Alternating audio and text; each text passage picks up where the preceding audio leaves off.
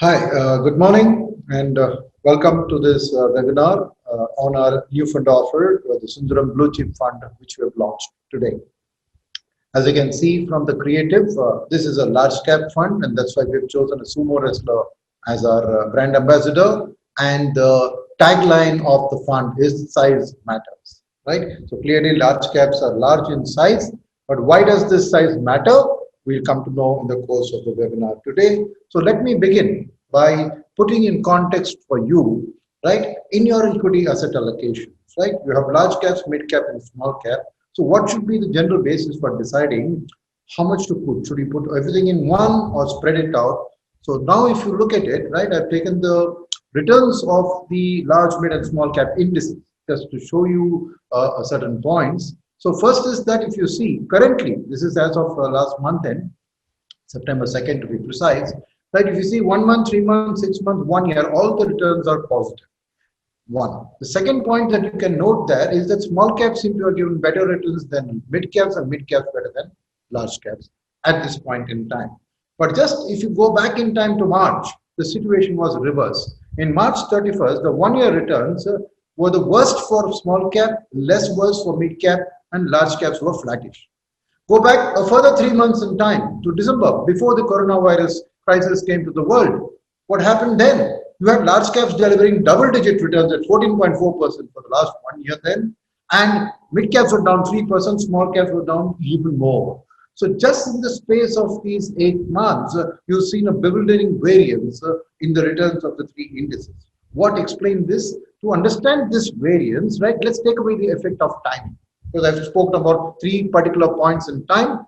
So the rolling returns methodology is that one which is a bulletproof method which tells you what you can expect from the past history of a return from various indices, right? So the market volatility, which is what was demonstrated in the previous slide, you can understand that better by a rolling returns analysis. Now, what is a rolling returns methodology? What it means that you start at a particular point in time, it should be long enough for you to have enough data points to make a judgment of the past and a prediction for the future. So this methodology states, so let's take January 2004, just for starters, right?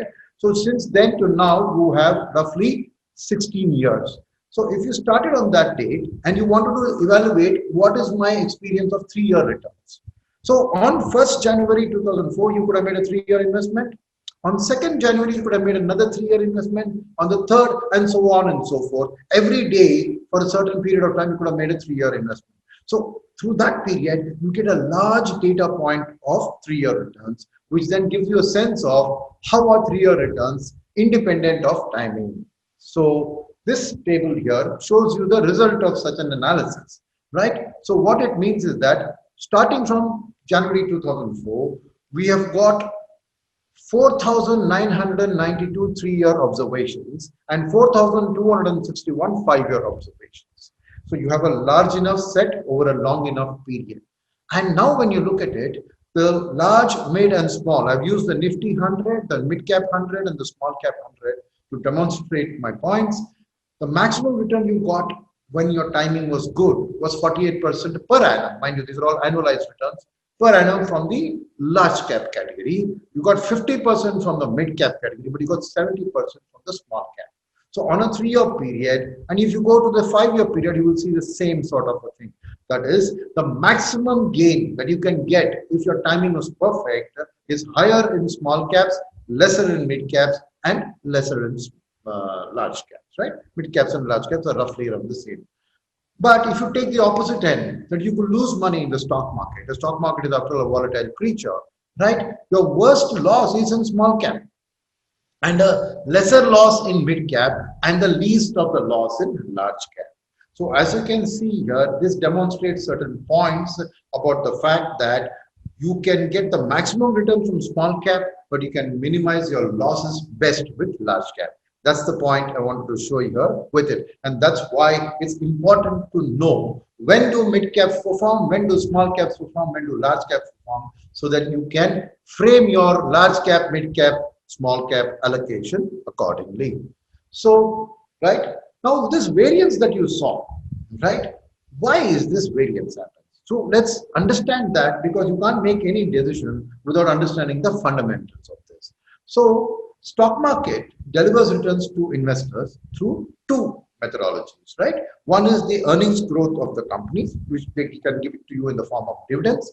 The second is the valuation change. So if something is, let's say, they say 15 P. P is a commonly used methodology for valuation. There are other valuation methodologies too. So if you say something you started at 10 P and when you're exiting, it's at 15 P, that 10 to 15 re-rating of the P, as the word is used, gives you profits. So you make profits from two lines, right? Now, the valuations itself can be split into two. So as I said, most commonly used is P ratio, because this re-rating can move both ways. Why? Because there is a future earnings, expectation about future earnings, which decides the valuation, right? And the second is there is a rising, falling demand for stocks. Stocks are commodities like potatoes, like oil, like gold, or anything. And when more money chases these stocks, the valuations go up. So you make money from the stock market because the P can rise or fall. So you can lose money from the stock market because of this, and you can make money because of this. So essentially, to summarize, there are three, right? The volatility arises due to current EPS fluctuating, and second, the valuations fluctuating, either because of the future EPS expectations going up or down, or because the demand for stocks from a liquidity perspective goes up or down. So this is the framework of your decision making, which you should use to make that decision. Now, why is there this volatility? Because there are three certainties in life. Commonly, there should be two, saying death and taxes, but I've added a third, saying business cycles are also certainties in life. Why am I saying this? Let me explain what is a business cycle. So generally, you can classify business cycles into virtuous cycles and vicious cycles. As you can see, virtuous means good, vicious means bad. So what is a virtuous cycle? You have the key part of a cycle is the bottom half of this graph, the two cycles there. The high demand followed by rising capacity utilization in the economy, followed by corporates then making fresh investments. So the supply comes in and low inflation and low interest result from that. That's how the cycle gets completed. In a bad cycle, the demand gets depressed. So capacity utilization falls, so nobody is making investments. Then supply constraints come in and inflation goes higher, right? So broadly, economies have to go through these phases because this capacity utilization versus demand. If you see those 2 points, demand generally rises linearly, 8% per annum, 10%, or it falls linearly, 20% per annum, 20, 30%. But capacity utilization cannot be linear. Calibration always comes in steps. Take Hero Honda, for example, if you take. They are a motorcycle manufacturer. Now, if they have to make motorcycles for the future demand, they can't do, let's say demand is growing at 10%. They can't set up an entire factory just for 10% more. They have to look at the 5-year period and set up a capacity for 50%, which will gradually get used up over the next 5 years. So the bulk capacity, when it comes in, it causes a lower capacity utilization and hence the cycle. So if you can understand clearly, there is no way we can escape the cyclicality's impact on the economy. Now, this economic cyclicality naturally leads to cyclicality in the stock markets, right? So just to demonstrate that, I've taken the Sensex, the mid cap and the small cap indices, and I've taken that from April 2003 to today, a period of 17 years. As you can clearly see from the shape of these graphs, right? The virtuous cycle leads to a rise in the stock market. The vicious cycle leads to a fall in the stock market. The next virtuous cycle was a rise in the stock market, next is a fall. And you can see the three colored lines are the large cap index, mid cap and small cap. They behave differently. So that is the crux of the argument, that a knowledge of where we are in the cycle will help you make the decision on asset allocation. So how does this play out, right? Because business cycles impact the earnings of companies in the current. So the cycles are low, naturally earnings are down. It also impacts the expectation of future growth. So if you are in a cycle and you are expecting the future also the cycle to continue to be bad, then the expectation will be down. Now, at the same time, the business cycle also leads to liquidity, right? So governments try to print their way out of a down cycle and say put flush more liquidity. Now, whether that liquidity comes to the stock market, and if in the stock market it comes to large cap, mid cap, small caps, keeps varying depending on this outlook. So all the three factors, and this slide will keep coming back again and again, friends, decide what happens to large caps, mid caps, and small caps in good cycles and in bad cycles. So if you see here, the same cycle which I showed graphically, I've split it in a table. And the left-hand side of the table tells you there's a good cycle happening, and the right-hand side tells you what happens when there's a bad cycle happening. It's starkly clear. I've highlighted in green when there's been positive returns and in red when there is negative returns. So the data stares at you in the face that when there are virtuous cycles, all the three indices show positive returns. But point to note is that in good cycles, small caps do better than mid caps and mid caps do better than large caps. You can see in both the cycles that trend is maintained. Whereas if you go to a vicious cycle, as you can see, even in vicious cycles, though they come down, large caps tend to protect your capital. So they are in green territory. Sometimes they give you positive returns, whereas mid caps hurt in bad cycles, small caps hurt even worse. So this is what I've summarized in the writing below the table. Large caps give you protection in bad times, but don't give you as much return as mid and small caps in good times. So in deciding how much to large, mid, and small, if you can get your business cycle prediction right, you can make the perfect switch from large to mid to small and minimize your losses and maximize your returns. But as you know, nobody is an astrologer. We can't ever get it perfectly right. So what happens if you blindly choose? That's what, if you remember, I used the rolling returns analysis. I'm going to repeat that for you. The first two I already showed you. The bottom half tells you what is the probability of losing your capital if you're just blindly putting the money without putting your mind to whether we are in a good cycle or bad cycle. The probability of capital loss in large caps is 7%. So in a cycle, I said it protects, but that's only if you stay the full cycle. So the 3 years is not a full cycle. Some cycles have been 4 years, some cycles have been 5 years. So if you stay only for 3 years, there's a 7%. Whereas you stayed for 5 years, the chances of losing your capital are only 2%. Right? 98% of the time, your capital is protected. But you can see in mid caps that rises to 15%, and in small caps it goes to 26%. So your chance of losing capital is 4 times as much as the large caps in a 3-year time frame, and 9 times as much as the large cap in a 5-year time frame. So I hope I've given you the perspective on how you should be going about choosing. So let me now tell you again that the reason for the large caps doing better in vicious cycle is because in the current EPS growth, as well as the expectation of future EPS growth and the demand, large caps are less affected. Why, we shall see. But to then put things in perspective, this is the risk return graph of the capital markets. So I've started with the debt products, which are liquid, short duration, range of debt products, which are, so if you see, there's an x-axis and a y-axis. So the x-axis is low return versus high return. The y-axis is low risk versus high risk. So if you now look at it, the fixed income products all come in the low risk, low return aspect. Then with something called an aggressive hybrid, which is the old balanced fund, is where you start entering into equities. And because the hybrid contains 30% of fixed income or debt, as the case may be, it is less risky. Then when you come to the pure equity products, you can see that large caps are actually at the median of the entire capital markets risk return graph.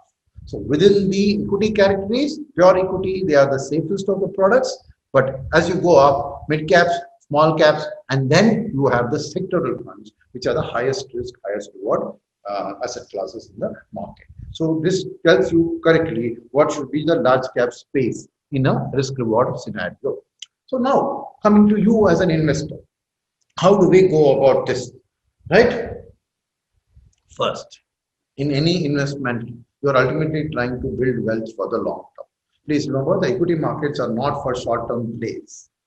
They are meant to build wealth for the long term. Okay, so this is not meant for traders. I'm talking about investors here. So first, you have to have a goal. So the very first decision you have to do is to have a goal. For every investment, everything that you choose, there has to be a goal. It could be a 3-year goal, 5-year goal, or a 10-year goal, but it should be a goal. Then you have to have a plan to achieve that goal. So ideally, this is where the help of an advisor is greatly helpful, right? So once you've done a goal and then a financial plan that I want this kind of money at this stages of my life, next you judge your risk appetite. Again, the help of an advisor and a simple suggestion. Don't overcomplicate this. Just classify yourself as an aggressive investor, or moderate investor, or a conservative investor. That should satisfy for most purposes. Third, don't put all your eggs in one basket. That is, don't put everything in large cap or everything in small cap, whatever it may be. So, what it's saying is that in consultation with your advisor, please diversify your basket across the Capco specific mutual funds. And once you've done that at a particular point in time, you have to regularly evaluate your basket in the context of the prevalence stage of the business, right? So as you go through your 10-year investment, you have to reevaluate it constantly so that if you need to change based on the business cycles, you can do the change. So this is a simple step process. So let's first look at it from the risk, then we will go on to the economy situation and what you should do in the current market scenario, right? So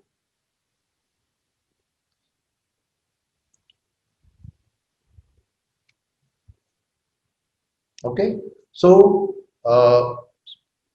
suitability of the large caps to investors, right? So clearly they are the safer of the bit. So capital appreciation over the medium to long term with lower volatility, right?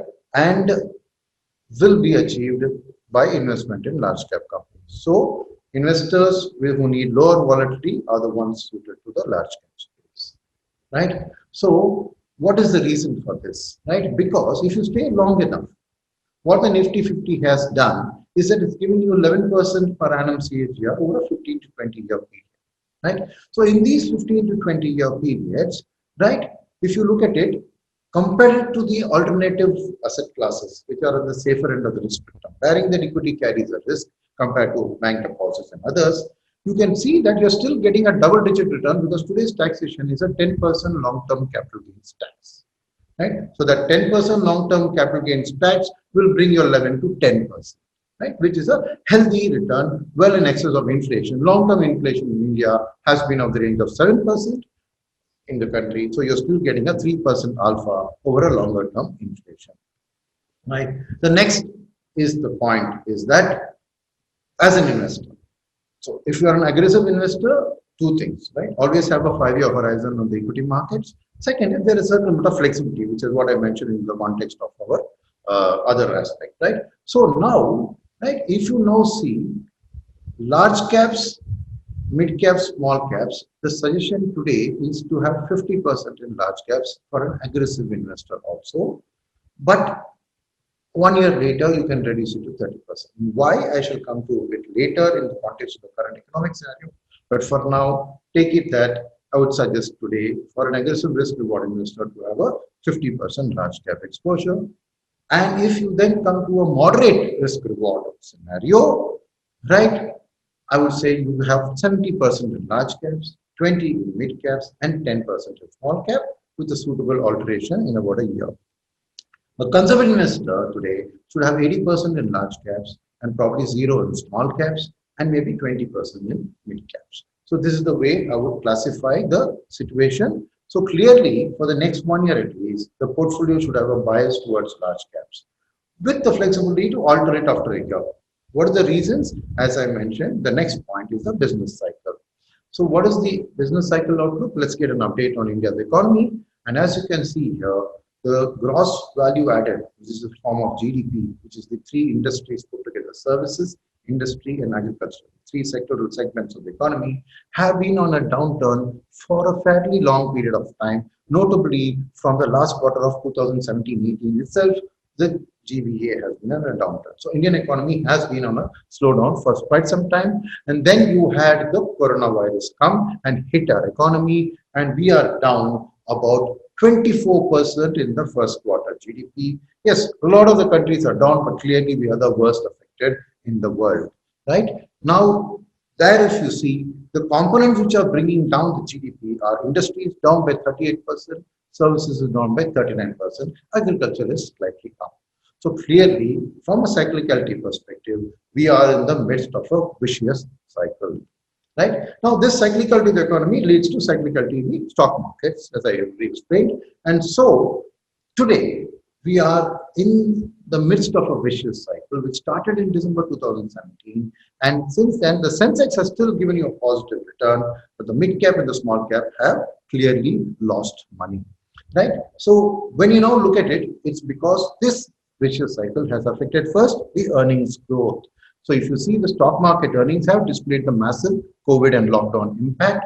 So overall market for this quarter, 2,500 companies surveyed, the PAT, the profit after tax, is down 46%. And you break it up within large caps, mid cap, and small cap, you can see that small caps are the worst hit in terms of the current EPS, and large caps. So the returns of the stock market are partly explained by the current EPS story. And next is the earning growth expectation. So in the earning growth, the immediate earnings outlook is still weak because the GDP, while it was down 24%, is still expected to be down 9% next quarter, 1.7% down next quarter, and maybe in the last quarter of the year, it could turn positive. So the immediate earnings outlook is also negative from the stock market perspective. And then when you look at rising falling demand for stocks, see, large caps have delivered positive returns. That's because FIIs since April have invested 83,000 crores in the Indian stock market.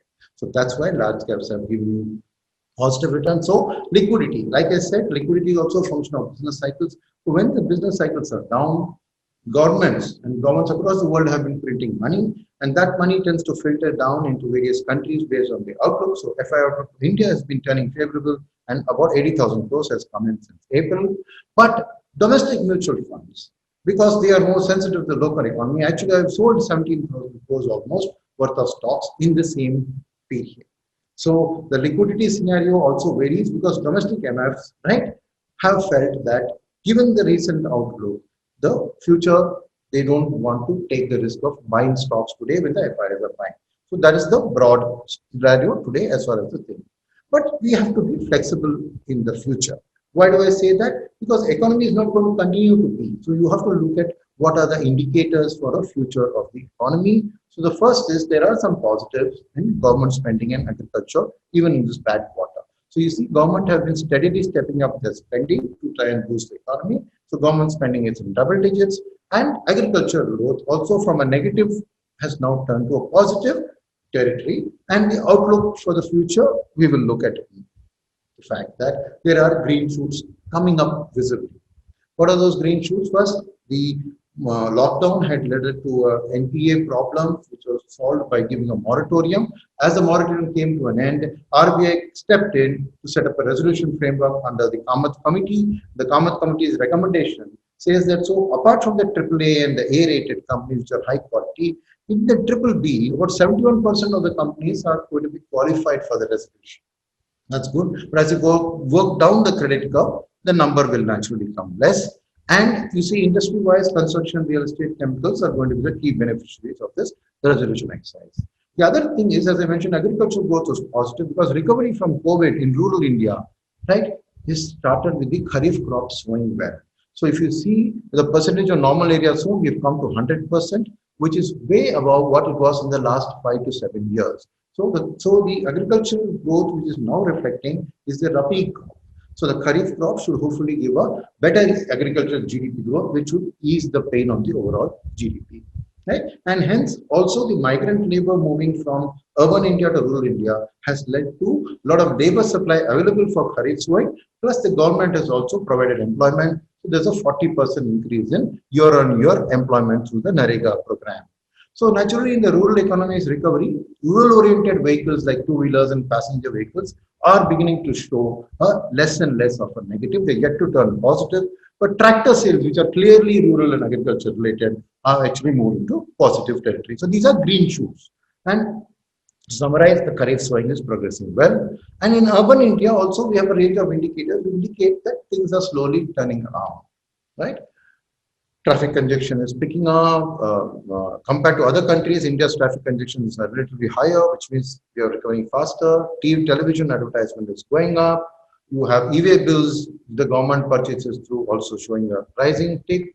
You have freight in cement, steel, coal, fertilizers, all showing varying levels of V-shaped recovery. Electricity consumption is showing a rising trend. And overall unemployment has almost come to pre-COVID levels. In rural, it has come back. In urban, it is a step behind. So overall, if you were to summarize and put together all the economic activities, estimates are that we are at 90% of pre-COVID levels as an economic activity. So there are green shoots available, and hence the forward-looking indicators like a PMI, the services PMI has shown a V-shaped recovery, but not yet at a 50 level, which is indicative of positive growth. Whereas the manufacturing PMI has touched us 50 and hopefully will sustain, right? So in short, there is an expectation of a V-shaped recovery in the Indian economy despite the current bad cycle, right? So this V-shaped recovery is driven by the fact that we did a lockdown to contain the virus and an expectation of a vaccine on a floor in about a year's time, right? So this is the shape of the GDP, which you already saw in data terms in quarter on quarter. So summarize, IMF expects that India will end with this calendar year a negative GDP growth of 4.5, but by next year we should have a positive GDP growth of 6. Right. But there are risk factors to this growth. What is the first risk factor? The risk factor is that initially the cases were in urban India, 80-20, first 4 months. But as they unlocked and then the cases started coming down, the share of rural India has started going up. In fact, rural cases are rising at double the rate of urban cases. And so this is the risk to the recovery of the Indian economy. And even in vehicles, I mentioned that rural vehicles are back, but the freight related vehicles like trucks, buses, and three-wheelers, they are still at very low compared to last year's average. So they have to come up yet, right? And on retail also, if you see year on year, YOY comparisons show that while there is a recovery, business is still 52% lower in August compared to last August, right? And the same with consumer durables are slightly better off. And you take the large retailers, small retailers, all are equally affected. So we are still in a negative year-on-year growth as far as the economy is concerned across various indicators. And this is true across all regions, east, west, north, and south, right? So as we now move to the impact on the stock market, right, you can see that the valuations are showing that emphasis. That is, from the peak of December 17, you see the large cap valuations have been flat, but the mid caps are down 7% and the small caps are down 3%. Right. So as you focus on the large caps have been supported by FII flows. Why those FII flows are coming? Because of the V-shaped recovery for the next financial year.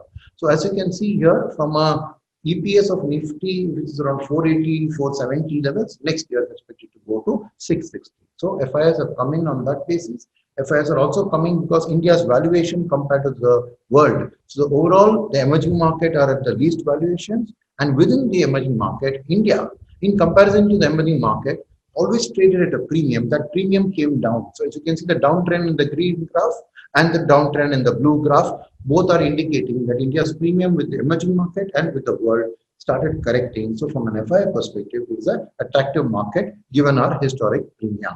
Right? So this is going to be supported for the future by a positive long-term outlook for India because there are a lot of FIIs who come with a long-term in mind. So from that point of view, right, pension funds and sovereign wealth funds, the China opportunity represents a strong advantage for India and which the FIIs are clearly looking at as a future growth story for India. What is this? China's labor has started declining from 2017. Our labor is continuously rising for the next 30 years. In fact, in the 10-year period, China is going to lose 21 million people, whereas we are going to add 116 million people, right? And if you then break down this workforce by skill levels, we have adequate skill level workforce in every type of skill, basic, moderate, advanced, compared to our competition. And China's per capita income is at $10,000, India is at $2,000. So it's a huge labor cost advantage. So there's a labor supply advantage and a labor cost advantage. And the COVID crisis has made a big difference to manufacturers who have based their factories in China, saying we intend to relocate out of China. So this represents an opportunity for all the competing countries in the Asian region. Vietnam is at number 1 because they have been tied up with China for a long time. India is at 70 billion, with the prospect of India overtaking Vietnam over the medium term is very good because FDI has been on a rising trend in India, as you can see. So foreigners are investing in India, and the government has been taking a number of initiatives to get more FDI, including the cut in tax rates from 35 to 17 For a new company, we are now at the best tax rates in the world. We have also removed dividend distribution tax and given 100% waiver for wealth funds from any income from India to attract more foreign capital. Right? Plus, we have improved our ease of doing business ranking. It's a big positive for India, 79 rank improvement. And in specific segments also, we are willing to act. Like in electronics, government has announced a $7 billion plan to give a production-linked incentive of a 4 to 6% on incremental sales. As a result of which, we expect 60% of the world's mobile phone manufacturing value, which is Apple 37 and Samsung 22, to gradually shift to India, and almost 11 lakh crores of mobile phones will be produced from India, and about 12 lakh jobs will get created. Just a specific example of the government's willingness to act. So as a result, to summarize, India, both from a financial attractiveness perspective, taxation, people skills and availability, and the business environment to ease of doing business, is already among the most attractive countries globally, and hence in the next 4 years, India is expected to go from not being in the top 10 in 2008 to by 2024, the third largest economy. So clearly, this long-term growth potential in India is one of the reasons that FII money has been favorably coming to India. Now, is there liquidity going to be available? Outlook could be favorable, but money should be there. Ample liquidity is available because of the COVID crisis. Rate cuts, monetary action, and fiscal action meant that the rates have down now from 202% to 0.2%. The balance sheets of the central big bank countries have all expanded. That means they have printed a lot of notes, and you're seeing that now money has started going out of gold. 1 month return of gold is 4.4 negative into equities, out of fixed income into equities. And there's also about $3.5 trillion of cash lying in US cash holdings, cash mutual funds without any return. And of that, I think at least about 2 trillion we can expect to move into the equities markets. And the outflows which happened because of the coronavirus crisis also have stabilized at about the historic low levels of 1% minus of the total average, and are poised to bounce back. The US markets are already showing the effect of that, with a 20% rise in the Dow Jones and a 40% rise in the Nasdaq. So we can expect India to also get a share of this, because the G4 banks are going to print $13 trillion more of money through asset purchases in the coming period.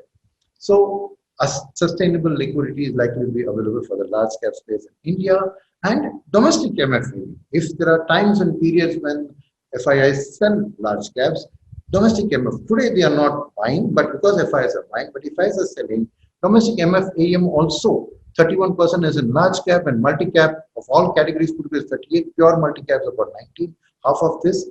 And all of this investment means that about 68% of total mutual fund investment, 6.5 lakh crores, is in large cap stocks. So there is enough liquidity available for large caps for buying if the FIIs sell for short periods of time. This bias has been further likely to increase because of the SEBI guideline on multi-caps, which has recently come. What is that? The total multi-cap premium of 1.5 lakh crores. SEBI said that you have to have a 125, 25, 25. So we expect that there will be a reallocation. How much? It depends on the investors and what the AMCs do. So whether they recategorize their funds into large or large and mid cap, or they merge it with their large cap or large and mid cap, or they ask the distributors to switch into the large and mid cap and the investors, and then they will sell large caps and buy mid and small cap. So clearly from an investor action, those people who chose multi-cap for low risk reward, they will switch to large caps. Those who chose them for moderate risk reward will switch to large and mid cap, which is the moderate risk reward. And then those who chose it for flexibility, either they will try to do their own large, mid, small allocation, or if they are comfortable with the higher risk of the multi-cap, they may do nothing. So as you can see, there is a chance for money to shift into large caps, which means the industry will end up buying more large caps. So that bias of liquidity favoring the large caps is there. And as we move now, large cap companies' characteristics are that they are proven business models, their size matters to them, the stability is across business cycles, as you have seen, the management bandwidth is wide and deep, their strong balance sheets help them acquire capabilities and growth through M&A. So as a result, in the stock market, they are having high liquidity and a well-researched universe, right? And even large cap also, stock picking matters. So if you take the Nifty 100, which is 100 stocks, right, it has 46 consistent stocks who have always been in the index. So as a fund manager, if you are in a position to identify those picks and stick with them, the kind of additional return potential of such a decision and a strategy would be that 100 rupees which grew to 240 in the index would have gone to 289 in these 46 stocks, which means you got about 49 rupees more for every 100 rupees invested by the stock picking process. And these are some kind of companies which have compounded in the past for the long term, large cap companies. And at Sundaram, we have a research team which is focused on disciplined investment process to pick stocks.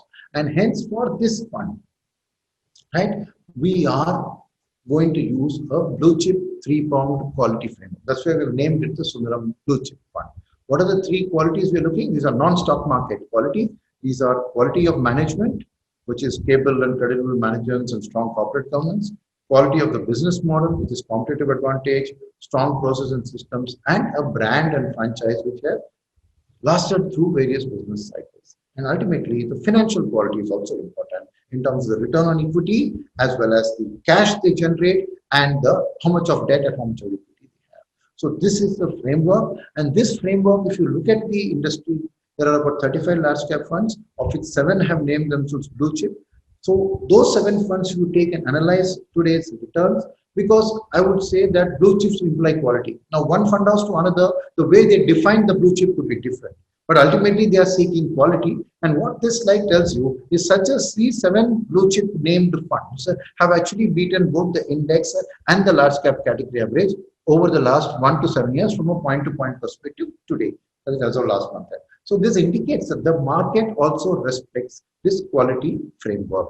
So 3 case studies to point out to you. One is Tata Consumer Products, right, where to show you the how a blue chip will be identified and invested in. So Tata Consumer is a large brand. Tata's brand name is there. This is a merger of Tata Tea, Tata Salt, Tata Coffee, put together. So such a company, if you see, their sales has shown a growth from 6,700 to 10,000 crores. And next year, it's going to end up at 11,000, which is doubling almost over this 2017. We bought the stock then. And if you see the earnings per share, they have doubled from 6 to 11. Right? So though the price earnings ratio was high at 90, because the earnings have been better than expectation, that P ratio has come down to 66 for this year, and for next year it will be 47. So such a stock has delivered something like 42% per annum return since we bought it in Jan 2015, whereas the index has delivered only 7%. So clearly indicative of the kind of blue chip we might buy in this fund in terms of that one example. Another one is Bharti Airtel, which gives you the benefit of being in a strong industry, because as a company now it's become almost like a 2.5 player industry, as you know. But Bharti Airtel is a dedicated telecom player, also carries the advantage of having Singapore Telecom as an investor. And here again, if you see as a company, in all the challenges, it has been able to maintain its operating profit margin, EBITDA margin, fairly steady over this long-term period. And while the PE ratios have been high because of their net profits being low, the fact is in the stock market, this company has delivered 17.9% return to the portfolio, whereas in the same period, the index has delivered only 7%. Clearly, our view of the telecom sector from the future is also positive, and hence these are the kind of companies that we can look at. So third company that I've chosen to describe as a case study is the life insurance industry, where SBI Life Insurance, which has got a strong brand of the parent, 20,000 branch network, already the largest private player with 23% share. And such a company also, if you see, its enterprise value has doubled from last year to expected to next year. The EPS has also doubled from 11.5 to 23. And though the P ratio was at 75, it has steadily come down as the company has consistently beaten the earnings expectations. And such a stock has also given you 10% per annum since we bought it, whereas the index in the same period is 3.6. So 3 case studies have shown to you of the way we will analyze blue chips and look at the industry, look at the company, look at its ability to gain market share, to be a big company. So those are the things I want to point out. I'm not saying that this should be part of the portfolio, that we cannot say. So these are the kind of companies that we have chosen in the past and demonstrated how your blue chip can be selected. To summarize, the fund is going to be a diversified fund with about 45 to 50 stocks, right? And the bedrock of the fund is going to be a diversification in terms of number of stocks, quality framework, which I already spoke about, and it'll have a blend of growth and value in this approach, right? So that in summary is the fund. It's a open-ended fund investing in thing. 1% exit load. Mr. Rahul Bajal will be the fund manager for this, and Mr. Krishna Kumar, the CIO, will also support him in this, right? So with that, I'd like to end my presentation, and if there are any questions, I'm happy to take that. Thank you. Our first question, yeah. Our first question, sir. Should we invest a lump sum in Sundaram Blue Chip Fund now? I think the choice is yours because given the situation in the market, the fund manager to the extent possible will try to stagger the investment in the market. But I think the best way to look at lump sum as SIP is if you are looking at a long-term compounding, SIP is the best. But if you are in the receipt of some bulk funds, then from a perspective, the large caps represent the best low volatility aspect. So you can choose a lump sum. So I think at this point in time, it's a more of the investor mentality of yours. So if you're a salaried person receiving regular income, opening an SIP is a good idea in this fund. Our next question, sir. How is Blue Chip different from any other large cap? Okay. So typically in the large cap, there are three styles at play. So there is a diversified large cap, which says that I'll buy everything within the index or outside and try to deliver return. So these are generally named as large cap funds. So then there is the second type of large cap, which chooses to filter, like Blue Chip is one filter, which I just explained that there are 7 such filters. So that is one. Now the Blue Chip funds can be diversified, or the third category, which is that you can have concentrated large caps, right? So people who run concentrated portfolios, not diversified portfolios. So there they can be either pure large cap funds, or they could be from the focused category, but essentially large cap oriented focused. So once you choose a focused category, you have to restrict to 30 stocks. So essentially the large cap category, I would say, has two filters. One is you can look at it as plain vanilla versus Blue Chip. That's one way to look at it. Another way is to look at it as diversified versus concentrated. So I think concentrated is naturally higher risk reward than the diversified large cap. So accordingly, your allocation as thing, it should be somewhere lesser than large cap, but higher than mid cap in terms of a focused portfolio. So these are the types of large caps that are there. We have no further questions, sir. Right. Thank you very, very much. Do look at this, consult your advisor if you do have one, and then take a decision on investing in the fund. The fund is open till the 30th of this month for subscription. Thank you. Mutual fund investments are subject to market risks. Read all scheme-related documents carefully.